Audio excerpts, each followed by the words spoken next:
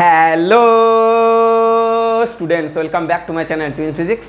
আজ আমাদের আলোচনার টপিক ক্লাস 12-তে ছায়াপ্রকাশনী বই থেকে যে সলিউশন সিরিজটা চলছিল তার আজকে তড়িৎ চুম্বকত্ব অধ্যায় থেকে এমসিকিউ আলোচনা করব লাস্ট, অর্থাৎ এমসিকিউর শেষ 8টা প্রশ্ন নিয়ে। প্রথম ভিডিওতে আমরা আলোচনা করেছিলাম 1 থেকে 9 নম্বর প্রশ্ন নিয়ে, দ্বিতীয় ভিডিওতে আমরা আলোচনা করেছিলাম 10 থেকে 18 নম্বর প্রশ্ন নিয়ে, তৃতীয় ভিডিওতে আমরা আলোচনা করেছিলাম 19 থেকে 27 নম্বর প্রশ্ন নিয়ে, অর্থাৎ 9টা।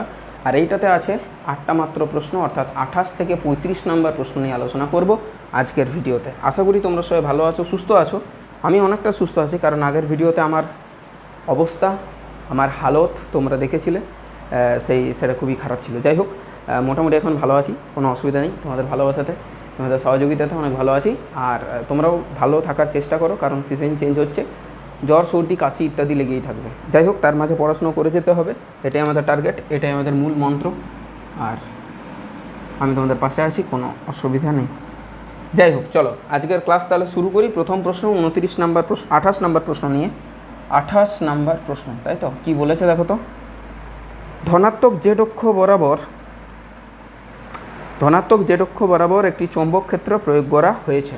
তাহলে এক্স ওয়াই জেড আগে ড্র করি। আগের ভিডিওতে সত্যিই আমার অবস্থাটা অনেকটাই খারাপ ছিল, সত্যি কথা, কিছু বলতে পারছিলাম না, বলছিলাম এমনি, ঠিক আছে, খুবই অসুবিধা ছিল। যাই হোক, ঠিক আছে, ভিডিও হয়ে গেছে, সুস্থ হয়ে গেছি, অসুবিধা কিছু নেই, কাশি একটু আছে, বাদ বাকি ওকে। চলো, এক্স ওয়াই জেড আমি ড্র করে নিয়েছি। এখন বিষয়টা দাঁড়ালো যে জেড অক্ষ বরাবরই আমাদের কিন্তু ম্যাগনেটিক ফিল্ড আছে। আচ্ছা থাক, জেড অক্ষ বরাবর আচ্ছা জেড অক্ষ বরাবর একটাই আছে। আচ্ছা, এটা তো এক্স জেড তল হয়ে গেল, ঠিক আছে, তাহলে এমনি ড্র করব না। জেড অক্ষ বরাবরই আমাদের কিন্তু ম্যাগনেটিক ফিল্ড আছে, তাহলে এটা হচ্ছে আমাদের ম্যাগনেটিক ফিল্ড, ঠিক বোঝা যাচ্ছে? ঠিক এই বরাবর আমাদের ম্যাগনেটিক ফিল্ড আছে বি, বোঝা গেল? একটু ডিফারেন্ট আঁকলাম। এবার আর কি বলেছে, এই ক্ষেত্রে একটি তড়িৎবাহী সমতলিক লুপকে কিভাবে রাখলে লুপটি কোনো টর্ক অনুভব করবে না। দেখো, একটু বোঝার চেষ্টা করো। টর্কের যে রাশিমালা হয়, তার যদি ভেক্টর রূপটা নিই, ওই জন্য বলি ভেক্টর রূপটা জানাটা অনেক বেশি আবশ্যক। ভেক্টর রূপটা জানলে স্কেলার রূপ জানতে পারবে, স্কেলার রূপটা জানলে ভেক্টর রূপ জানতে পারবে না, গোলমাল হবে। এটা হয় তোমার এন বি ভেক্টর, এ ভেক্টরের সাথে বি ভেক্টরের ক্রস, আর তার সাথে থাকে তোমার কারেন্ট আই। এটা হচ্ছে তোমার সূত্র। এখন এরিয়া ভেক্টরের সাথে ম্যাগনেটিক ফিল্ড ভেক্টরের আছে ক্রস প্রোডাক্ট। আমাকে বলেছে কিভাবে রাখবো যাতে কোনো টর্ক অনুভব না করে। টর্ক অনুভব না করে মানে টর্কটা যাতে জিরো হয়। এবারে টর্কটা বাবা কোথায় জিরো হবে? টর্কটা সেখানে জিরো হবে যে যদি এ আর বি কী হয় বলো না, এ আর বি এদের মধ্যবর্তী কোণ 90 ডিগ্রি না হয়ে, 90 ডিগ্রি হলে তো সাইন 90 এক, এটা তো ম্যাক্সিমাম ভ্যালু। এদের মধ্যবর্তী কোণ 0 ডিগ্রি যদি হয়,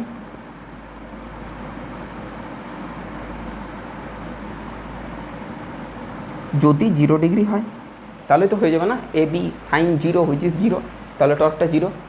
আর এরিয়া ভেক্টরের ডিরেকশান আমরা কী করে পাই গো? এরিয়া ভেক্টরের ডিরেকশান পাই যে তলের সাপেক্ষে লম্ব, যে তলের তুমি এরিয়া ভেক্টর চাও, যে এরিয়ার তুমি এরিয়া ভেক্টর চাও, সে তলের সাপেক্ষে লম্ব, সেই তলের সাপেক্ষে লম্ব। তাহলে তলের সাপেক্ষে লম্ব যে ভেক্টরটা, সেই বরাবরই যাতে বি ভেক্টরটাও থাকে। এ আর বি যদি সেম ডিরেকশানে হয়, এ আর বি কী হয়, সেম ডিরেকশানে যদি হয়, তাহলে আমাদের কাজ শেষ, তাহলে এ আর বি এর সেম ডিরেকশান মানে দেখো বি এর ডিরেকশান দিয়ে দিয়েছে, বি এর ডিরেকশান বাবা হবে আই ক্যাপ বরাবর, কারণ জেড অক্ষ বরাবর আছে। তাহলে কে ক্যাপ হয়ে গেল, আই ক্যাপ বলছি, কে ক্যাপ হয়ে গেল। তাহলে এরিয়া ভেক্টরটাকেও হতে হবে কে ক্যাপ বরাবর।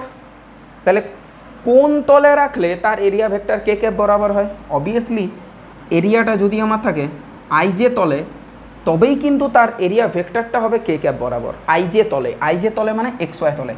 এখানে তুমি যে কোনোভাবে রেখে দাও, তার এরিয়া ভেক্টর হবে জেড অক্ষ বরাবর। দেখো অ্যাকচুয়ালি জেড অক্ষ বরাবর তো তোমাদের দিকে না, তাহলে এই এক্স ওয়াইতে আমি যেখানেই রাখি তার এরিয়া ভেক্টর অলওয়েজ তোমাদের দিকে হবে,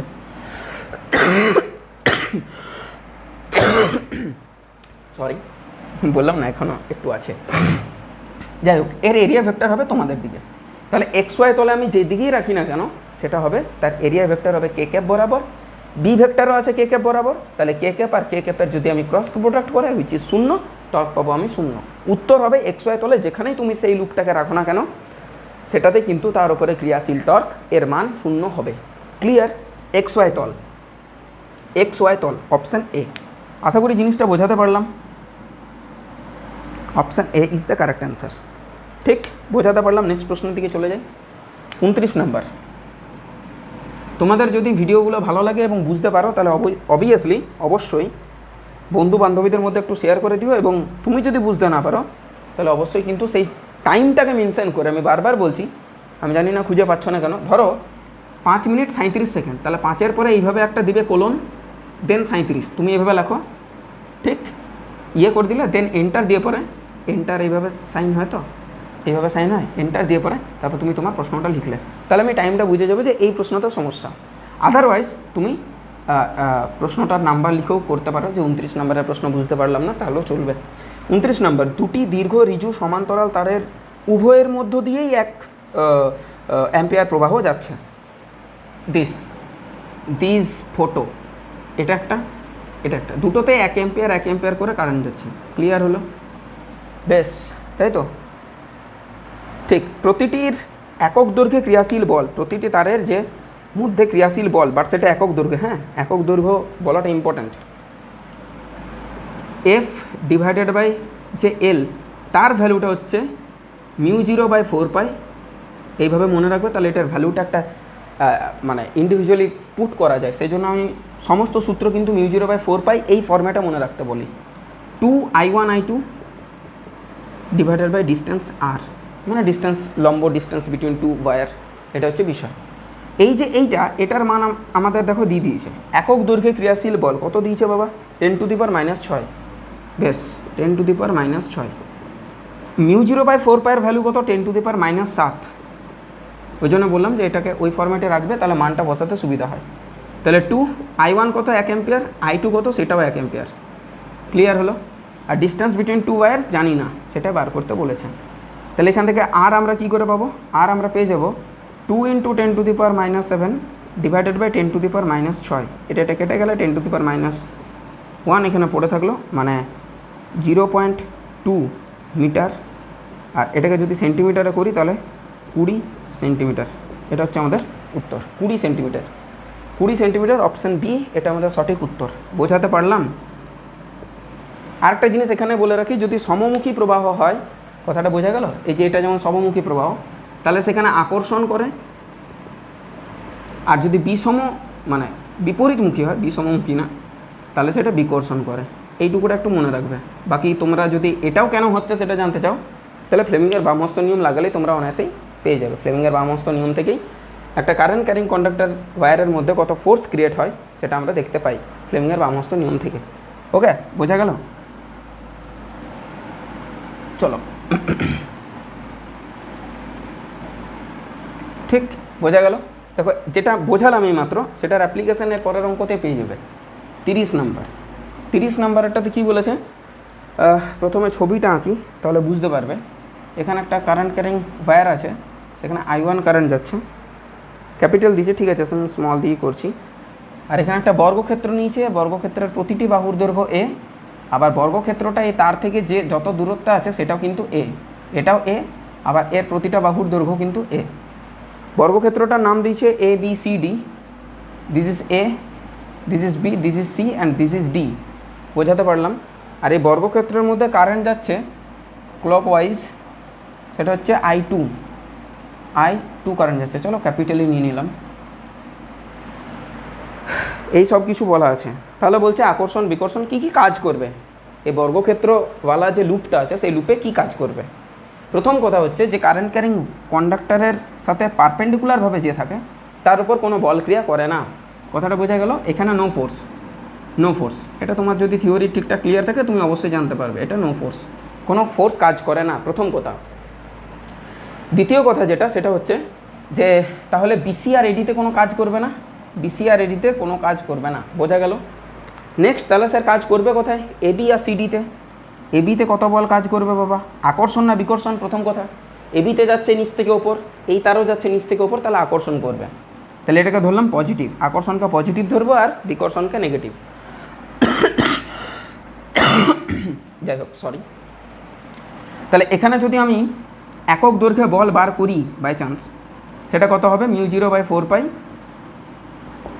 2I1I2 divided by distance between two wire which is A. আর যদি আমি সিডিতে বার করি, সিডিতে উল্টো দিকে কারেন্ট যাচ্ছে, দেখো সিডিতে কারেন্ট যাচ্ছে ওপর থেকে নিচে, আর এখানে কারেন্ট যাচ্ছে নিচ থেকে ওপরে। তাহলে সেই ক্ষেত্রে আমরা যেটা বার করতে পারি সেটা নেগেটিভ নেব, এবং F/L এর মান যেটা হবে সেটা হবে μ0/4π 2I1I2 divided by distance A 2a হয়ে গেল, 2a হয়ে গেল। তাহলে লব্ধি বল কত কাজ করছে বাবা? তাহলে একক দৈর্ঘ্যে লব্ধি বল কত কাজ করবে? লব্ধি বল একক দৈর্ঘ্যে কত কাজ করবে বাবা? এটা থেকে এটাকে বিয়োগ দিয়ে দেবো, অর্থাৎ এবিতে যত কাজ করছে বিযুক্ত সিডিতে যত কাজ করছে, দেখো এটার ভ্যালুটা আসবে μ0/4π 2I1I2 ডিভাইডেড বাই 2a। দেখো এটাই আসবে, 2 কেটে নেবো, কেটে নিলে আমাদের কাছে দাঁড়াবে μ0/4π I1I2 ডিভাইডেড বাই a। 2 কেটে গেল, μ0I1I2/4πa, এবং সেটা আকর্ষণ ধর্মী 4πa।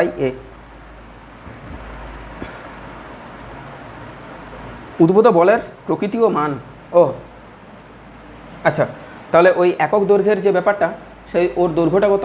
এর দৈর্ঘ্য তো বাবা এ আছে, তাহলে একক দৈর্ঘ্য না নিয়ে জাস্ট বল বার করতে বলছে, এটা একক দৈর্ঘ্য বল। তাহলে বল পেতে গেলে কী করতে হবে? দৈর্ঘ্য দিয়ে গুণ করব, জাস্ট এ দিয়ে গুণ করব, তাহলে এটা কেটে যাবে, অনলি পড়ে থাকবে μ0/4π I1I2। আর তার ধর্মটা কী প্রকৃতির? আকর্ষণ ধর্মী, আকর্ষণ ধর্মী। Option B is correct. বোঝাতে পারলাম আশা করি, অপশান বি ইজ কারেক্ট, বোঝাতে পারলাম। চলো নেক্সট প্রশ্নের দিকে যাওয়া যাক। 31 এই পাশটা মুছে দিন।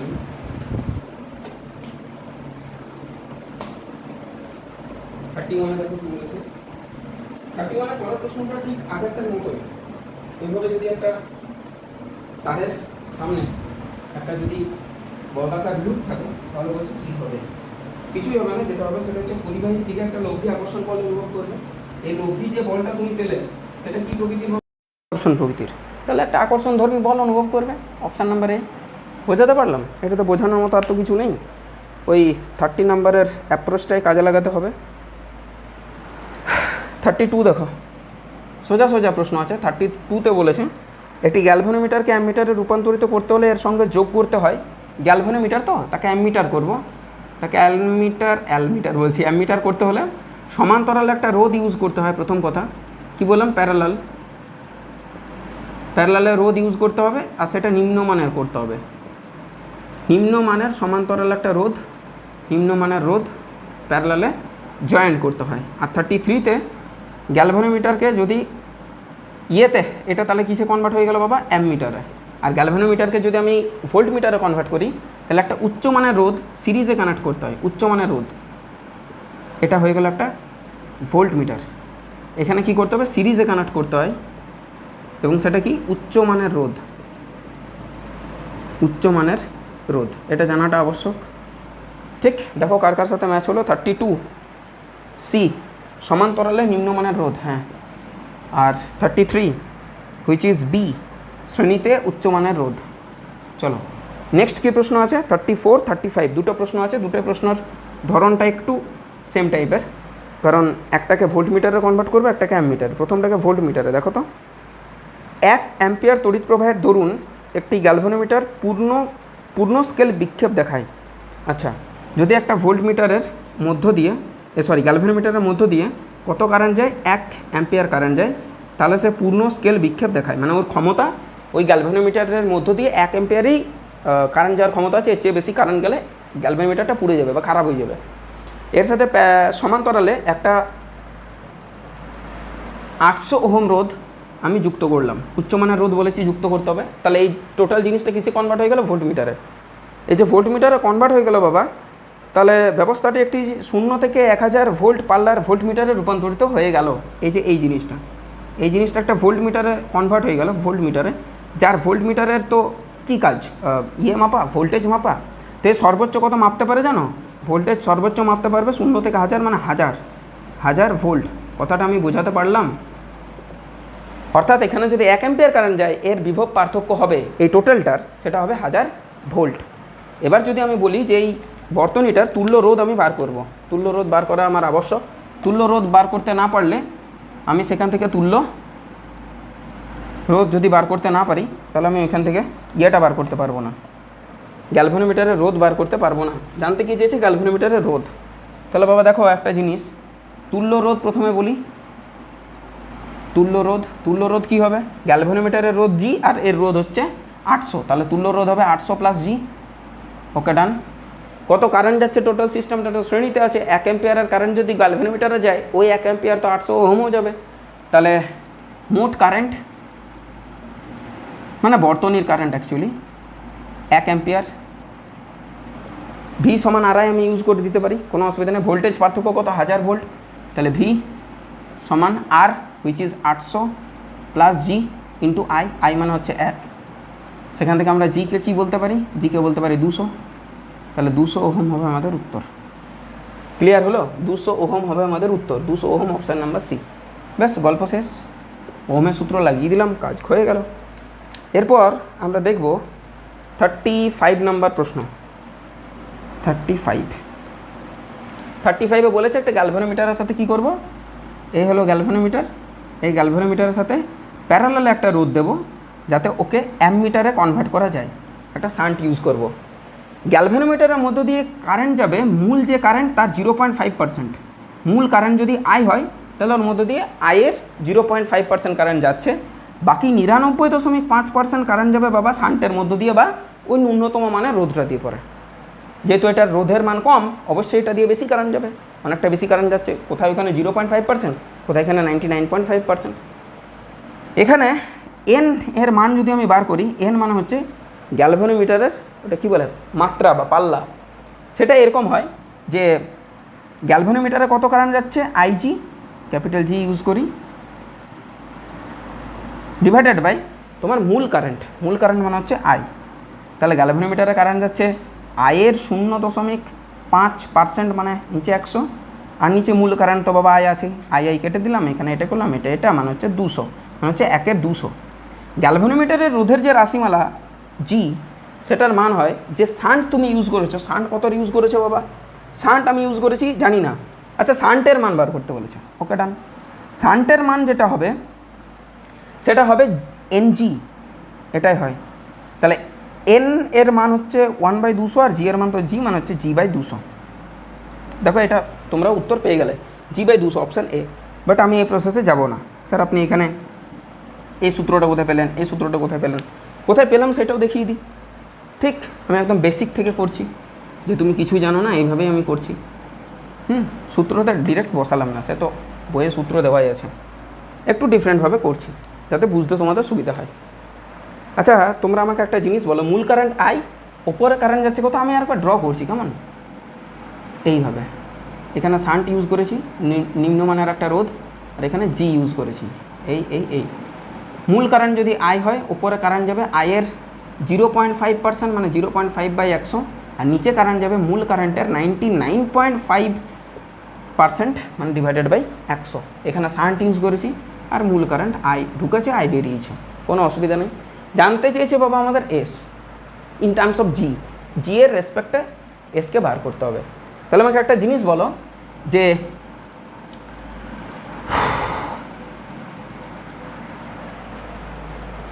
না, এটা অ্যামমিটারের রোধ, ভেরি সরি, এটা অ্যামমিটারের রোধ, তার রাশিমালা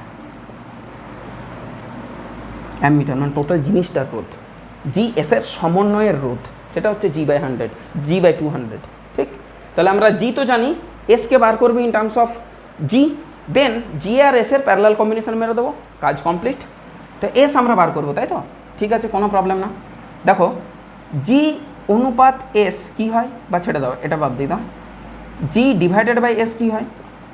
জি ডিভাইডেড বাই এস হয় কারেন্টের সেইভাবে ডিভিশন নেব যেটা অপোজিট। মানে আরে এটা থেকে ধরো না, জি এর দুই প্রান্তে ওহমের সূত্র লাগাও, জি এর দুই প্রান্তে যা বিভব পার্থক্য ভিজি, এসেরও দুই প্রান্তে বিভব পার্থক্য, তাই ভিএস। কেন? Because they are connected in parallel. সমান্তরাল সমবায়ের দুটো যে বর্তনী আছে, দুটো যে যন্ত্র আছে তার দুই প্রান্তের বিভব প্রভেদ সমানই হবে, যেহেতু প্যারালাল কম্বিনেশন। তাহলে ভিজি সমান লিখতে পারি আইজি গুণিত জি, আর এখানে লিখবো আইএস গুণিত এস। হ্যাঁ স্যার লিখতে পারেন, কোনো অসুবিধা নেই। দরকার আমার এস, তাহলে এসের মান ফার্স্টে বার করি। এসের মান আমরা বার করব আইজি গুণিত জি ডিভাইডেড বাই আইএস করে। ওকে ডান। তাহলে আইজির মান হচ্ছে স্যার, আইজির মান হচ্ছে আই গুণিত 0.5 ডিভাইডেড বাই 100 হলো। আইএসের মান বার করব, আইএসের মান হচ্ছে আই গুণিত 99.5 ডিভাইডেড বাই 100, মানে উপরে 100 চলে গেল, তার সাথে গুণ আছে বাবা আমাদের জি। 100 কাটো, আই কাটো, কেটে দিলাম। ওপরে পড়ে থাকলো 0.5 আর নিচে পড়ে থাকলো 99.5। দশমিক তুলে দাও। তাহলে এটা এসের মান দাঁড়াচ্ছে আমাদেরকে জি by 5 1 5 49 5 9 45 5 9 45 G by 199। Done, no problem. এসের মান পেয়ে গেলাম। এবার এস আর জি এর প্যারালাল কম্বিনেশন করো। তাহলে তুল্য রোধ কী করে পাবো? এই দুটো মিলে যে তুল্য রোধ সেটাই তো পাবো অ্যামিটারের রোধ, কারণ এটা একটা অ্যামিটার ফর্ম করে দিয়েছে। তাহলে তুল্য রোধ কী হবে? তুল্য রোধ হয় সর্বদা গুণফল ডিভাইডেড বাই যোগফল, মানে জি গুণিত S divided by G plus S. এই করে আমরা পাই না বাবা, এই করেই আমরা পাই। তাহলে দেখো কি পাচ্ছি, ওই উত্তরটায় ফিরে আসছে কি না একটু দেখবে মন দিয়ে। তাহলে তুল্য রোধ বা অ্যামিটারের রোধ বলা ভালো, অ্যামিটারের রোধ মানে বর্তনীর রোধ বা তুল্য রোধ, which is G into S. S মানে হচ্ছে G by 199 divided by G plus S, G plus G by 199। লসাগু নিলে উপরে হচ্ছে জি স্কোয়ার বাই 199 আর নিচে হচ্ছে 199 G plus G, which is 200 G divided by 199 কেটে গেল, একটা জি কেটে গেল, হুইচ ইজ জি বাই 200। এভাবেও করা যায়, কোনো অসুবিধা নেই। এটা হলো অপশান নাম্বার এ। বোঝাতে পারলাম? মাথায় ঢুকলো? কোনো অসুবিধা? বোঝা গেল? কোনো অসুবিধা নেই। চলো তাহলে এতদূর পর্যন্ত ছিল আমাদের এমসিকিউ তড়িৎচুম্বকত্ব অধ্যায় থেকে কমপ্লিট হলো। প্রবলেম সেট 1 এর 1 থেকে 10 নম্বর প্রশ্ন নিয়ে হাজির হবো নেক্সট ভিডিওতে। তিল দিন পড়াশোনা করতে থাকো, সুস্থ থাকো, ভালো থাকো, টেক কেয়ার, বাই।